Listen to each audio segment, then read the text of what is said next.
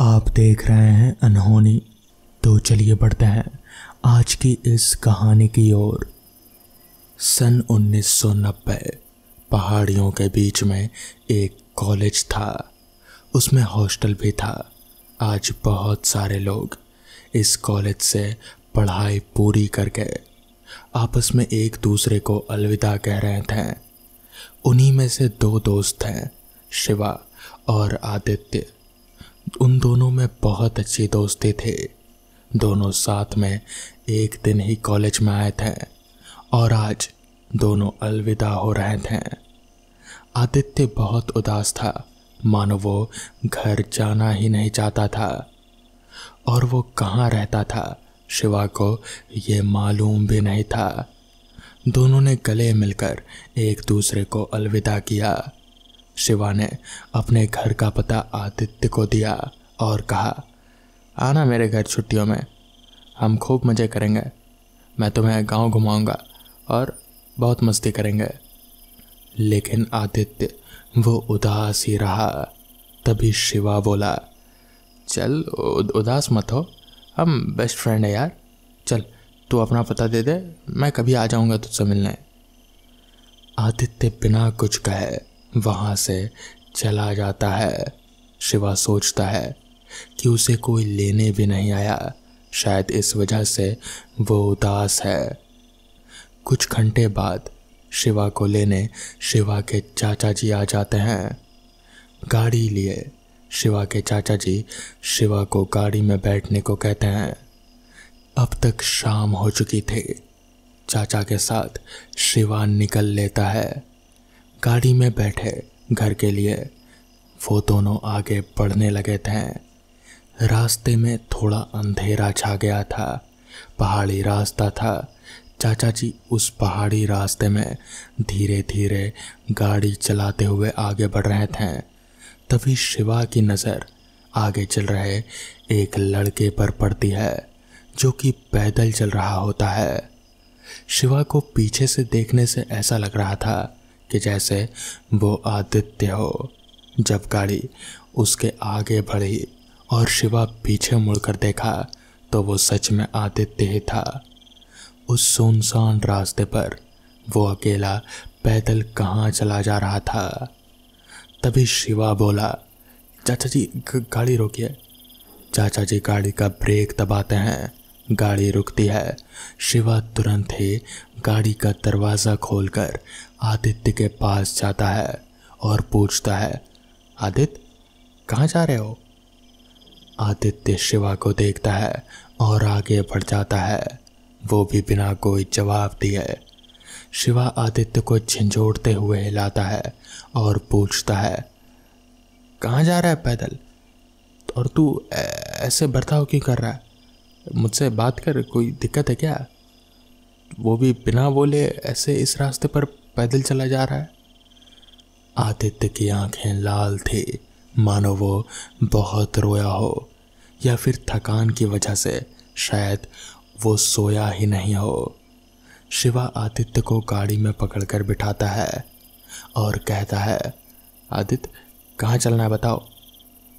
पहले पहाड़ से उतरते हैं, फिर आगे का रास्ता बताता हूँ। नज़र झुकाए हुए धीरे से आदित्य कहता है। चाचा जी धीरे धीरे चलते रहते हैं। तुम्हारी तबीयत तो ठीक है ना? शिवा पूछता है आदित्य से और उसके माथे पर हाथ रखता है। ओ तेरी, तुझे तो बुखार है यार। चल कोई नहीं, तुझे दवा दिला देते हैं। पहले पहाड़ से उतरते ही चाचा जी एक होटल के पास गाड़ी रोकते हैं और पूछते हैं, आपके पास बुखार की दवा है क्या, या फिर इधर कोई दवा की दुकान? तो इस पर होटल वाला कहता है, हाँ आगे जाकर सीधे हाथ की तरफ घूम जाना, वहाँ गांव में एक दुकान है। चाचा जी गाड़ी में आकर बैठ जाते हैं। आगे राइट साइड में एक गांव है, वहाँ दवा की दुकान है शायद, चलो वहीं चलते हैं। और फिर गाड़ी चलाते हुए चल देते हैं और उस गांव में पहुंचकर दवा लेते हैं, आदित्य को खिलाते हैं। आदित्य का चेहरा पूरा सफ़ेद होता जा रहा था, मानो उसके शरीर में से किसी ने खून ही चूस लिया हो। चाचा जी गाड़ी स्टार्ट करते रहते हैं और फिर उतर कर देखते हैं कि गाड़ी की टायर पंचर हो चुकी है। अरे यार, क्या हुआ चाचा जी? शिवा पूछता है। टायर पंचर हो गई है। कहाँ फंस गए हम रात में? शिवा, तुम्हारे दोस्त को आराम की ज़रूरत है। हम यहाँ कहीं रात को रुकते हैं और फिर देखता हूँ मैं क्या कर सकता हूँ। ये कहते हुए चाचा जी वहाँ मौजूद एक आदमी से पूछते हैं, हमें रात में रुकने के लिए कोई जगह मिल जाएगी यहाँ कहीं? तो इस पर वो आदमी कहता है, हाँ ज़रूर, एक जगह है, मेरे साथ चलिए, मैं पहुँचा देता हूँ आपको।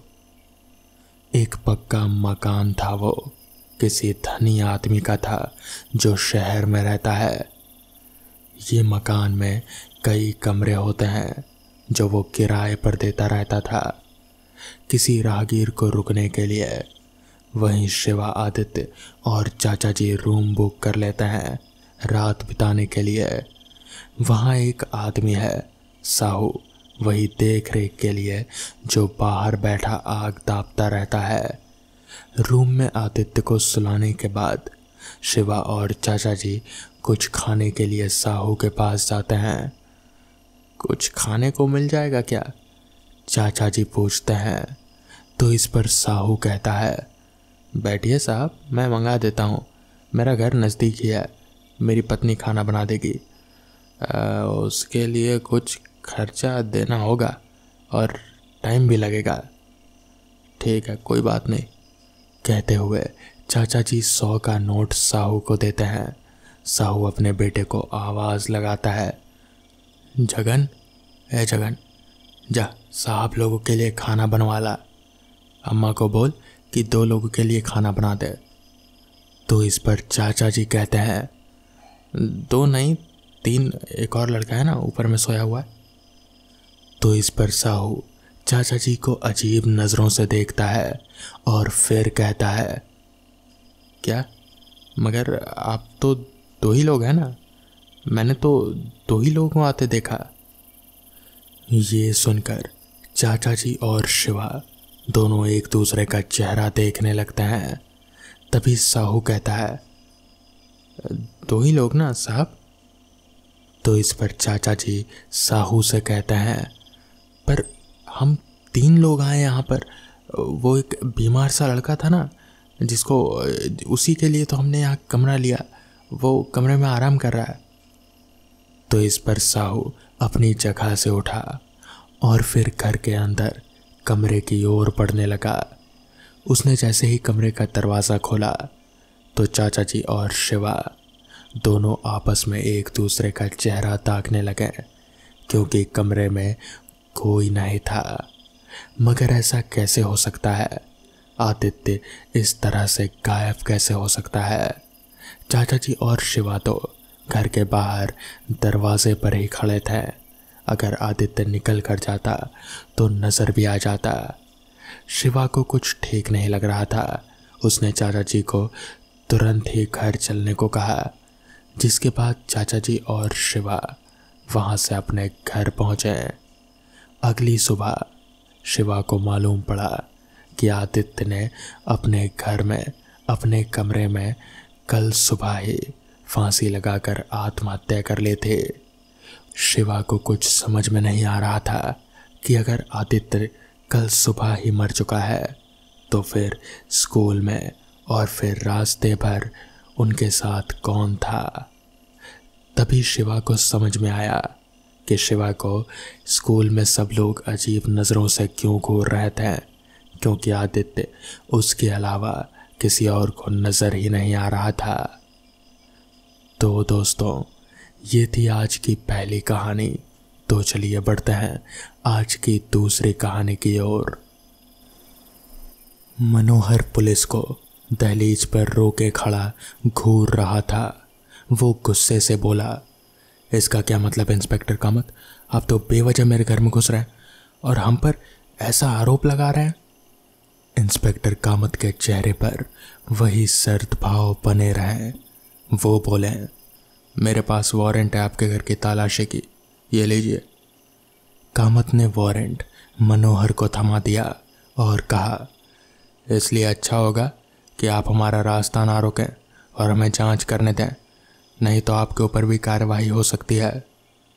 वारंट देख मनोहर की शक्ल से हवाइयाँ उड़ गई। ना चाहते हुए भी उसने पुलिस वालों को घर में प्रवेश करने दे ही दिया। इंस्पेक्टर कामत के भीतर आते ही मनोहर चिल्लाकर बोला, पर इंस्पेक्टर, आप एक बच्चे की बात पर इतना भरोसा क्यों कर रहे हैं? उसने यूं ही कोई कहानी गढ़ ली होगी और अब आप उसकी बातों पर विश्वास करके मेरा और अपना टाइम बर्बाद कर रहे हैं। इस पर इंस्पेक्टर कामत बोले, वो सब हम देख लेंगे मिस्टर मनोहर, आप बस आराम से अपने बीवी और बच्चे के साथ सोफे पर बैठे रहिए जब तक जांच खत्म ना हो जाए। मनोहर ने वही किया और वो बैठ गया अपने बीवी और लड़के के साथ। वो और उसकी पत्नी संजना अपने बेटे रुद्राक्ष को थामे और बेबसी भरी नज़रों से ये सब देखते रहे। तभी एक हवलदार दौड़ता हुआ आया। कामत के पास आकर वो हवलदार कामत को किचन की तरफ ले गया। ये देख ना जाने मनोहर को क्या हुआ, वो उठ खड़ा हुआ और सीधे किचन की तरफ भागता हुआ गया। वो इंस्पेक्टर कामत और उस हवलदार से पहले ही किचन में दाखिल हो गया और उसने फौरन ही एक बड़े से किचन नाइफ को उठाकर कामत की तरफ करते हुए कहा, इंस्पेक्टर, एक कदम भी आगे मत बढ़ाना, अभी निकल जाओ मेरे घर से, वरना। इतना कहकर उसने कामत की तरफ से वो चाकू हटाकर अपने गले पर रख लिया और कुर्राते हुए बोला, वरना मैं खुद की जान ले लूँगा। इस समय तक बाकी पुलिसकर्मी भी किचन के बाहर जमा हो चुके थे।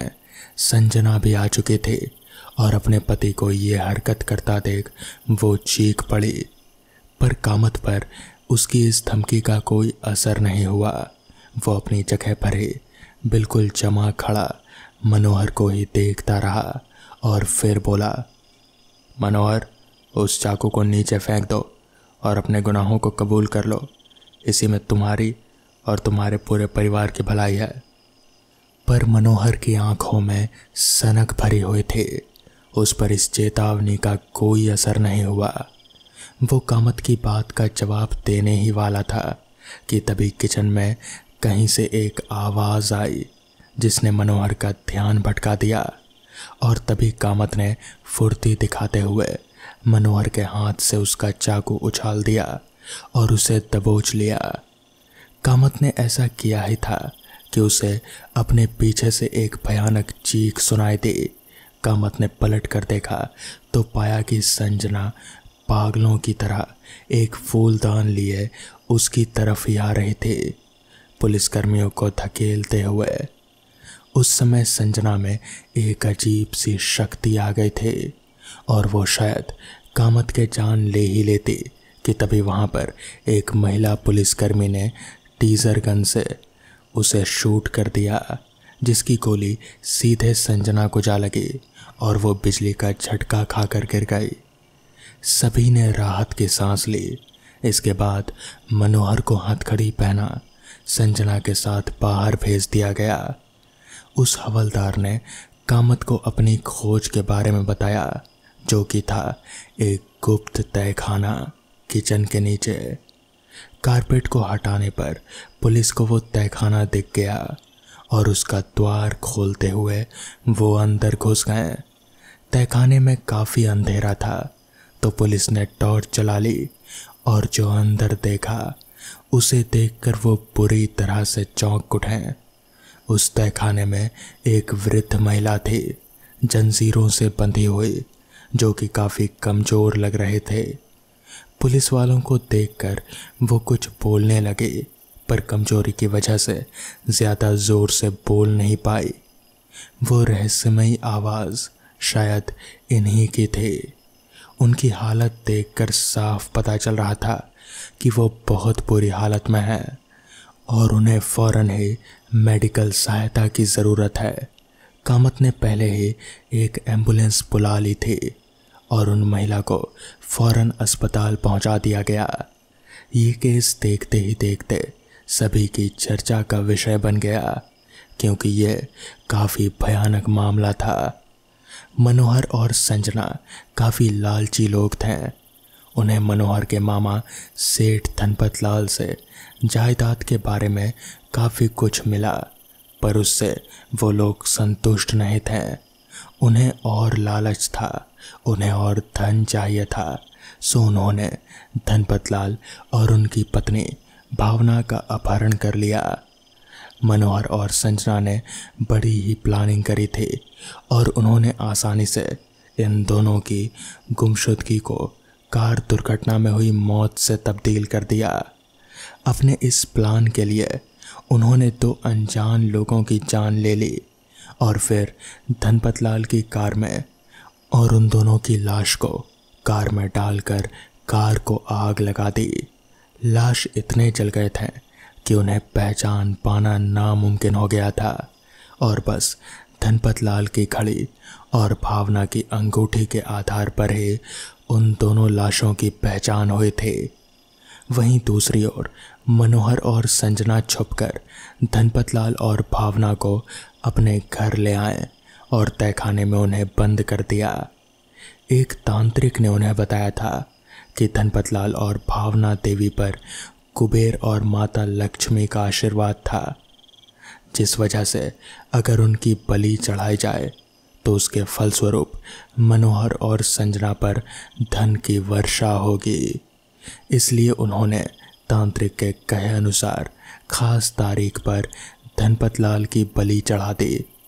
ये सब शायद पुलिस को पता ना चलता अगर विवान ना होता। विवान धनपत लाल की दूसरी बहन का पोता और वो धनपत लाल और भावना को बेहद लाडला था। एक दिन अचानक ही उसे सपने में धनपत लाल दिखने लगे, जो उससे कुछ कहते हैं, पर विवान कुछ समझ नहीं पाता। उनका अर्थ क्या था वो कुछ भी समझ नहीं पाता, लेकिन वो इतना समझ गया था कि धनपत लाल काफ़ी दुखित हैं और वो कुछ बताना चाह रहे थे। और फिर अचानक से ही उसे कुछ दृश्य दिखने लगे, अजीब से, किसी अंधेरी जगह के। और फिर उसे मनोहर और संजना भी दिखे, जो धनपत लाल के लाश को उठाकर ले जा रहे थे। विवान समझ गया कि धनपत लाल और भावना के साथ मनोहर और संजना ने कुछ तो किया था।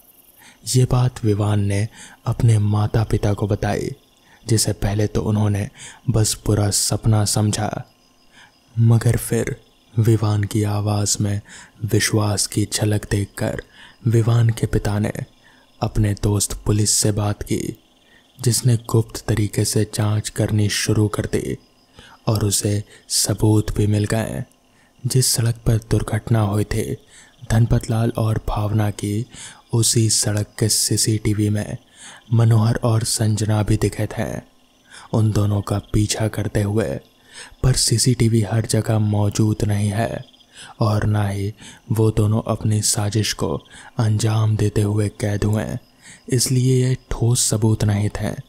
लेकिन विवान के पिता के लिए ये सबूत काफ़ी था और वो अपने पुलिस दोस्त के साथ कमिश्नर के पास पहुँचे, जिन्हें कुछ तो गड़बड़ लगी और उन्होंने सर्च वारंट जारी कर दिया और इंस्पेक्टर कामत को भेज दिया। इस काम के साथ इंस्पेक्टर कामत ने भावना देवी को तहखाने से सुरक्षित बचा लिया था, इससे पहले कि मनोहर और संजना उसकी बलि दे पाते हैं। अच्छे से इलाज मिलने के बाद भावना देवी दोबारा स्वस्थ हो गई और उन्होंने पुलिस को मनोहर और संजना की सारी करतूत बता दी, जिस कारण उन दोनों को जेल हुई। तो दोस्तों, ये थी आज की कहानियाँ। अगर आपको ये कहानियाँ पसंद आई हों तो वीडियो को लाइक और चैनल को सब्सक्राइब करना ना भूलें। तो मैं आपका दोस्त आर्यन जल्द ही मिलूँगा आपसे ऐसी ही नई कहानियों के साथ। तब तक के लिए अपना ख्याल रखें।